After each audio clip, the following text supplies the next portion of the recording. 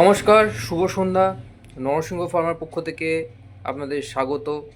আজকে আমরা জানব অ্যাপেটাইট সিরাপ সম্বন্ধে। আজকে এই সিরাপগুলো আমরা কীভাবে কাজে লাগাতে পারি আমাদের নির্দিষ্ট কিছু প্রবলেম হলে, শারীরিক কিছু অসুবিধার সম্মুখীন হতে গিয়ে আমাদের ডে টু ডে লাইফে আমাদের খাদ্যাভ্যাসের জন্য যেই সব অসুবিধাগুলো, শারীরিক অসুবিধাগুলো যেগুলো হয় সেগুলোর জন্য। তো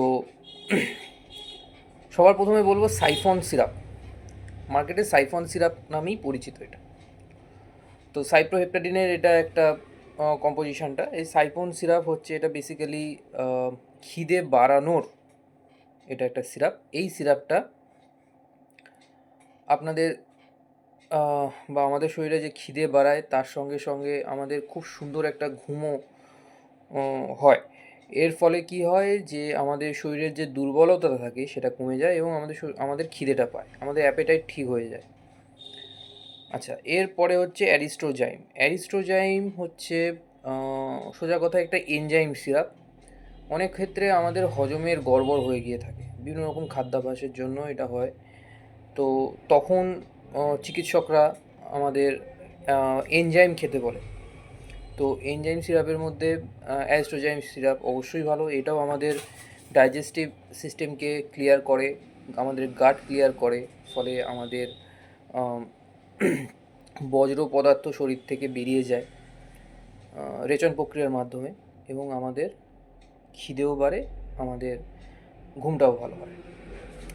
জিঙ্কোভিট সিরাপ। জিঙ্কোভিট সিরাপ এখন আপনারা বলতে পারেন যে জিঙ্কোভিট সিরাপটা এর মধ্যে আসলো কেন? জিঙ্কোভিট সিরাপটা এর মধ্যে এই জন্যই আসলো কারণ জিঙ্কোভিট সিরাপটা আমরা খাই সাধারণত ভিটামিন এবং মিনারেলসের কম থাকার জন্য।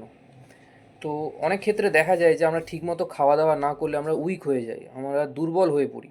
তো সেই ক্ষেত্রে অনেক সময় জিঙ্কোভিট সিরাপ আমাদের এই অক্ষমতাগুলিকে পরিপূরণ করে দেয়। এরপর হচ্ছে অ্যাক্টিভেট সিরাপ। অ্যাক্টিভেট সিরাপও বাচ্চারাও ইউজ করে, অনেক ক্ষেত্রে বড়রাও ইউজ করে। এটাও কী হয়, আমাদের খিদে বাড়াতে সাহায্য করে এবং আমাদের হজমটাও, মানে পাশাপাশি হজমটাও যাতে আমাদের ঠিক মতো হয়, তো সেইটা এই সিরাপের কাজ। আপনার সমস্ত মেডিসিন শপে এই সিরাপগুলো পেয়ে যাবেন। তো এই ছিল আজকের ভিডিও। আমার ভিডিওটি ভালো লাগলে আমার সাথে থাকুন। শুভরাত্রি।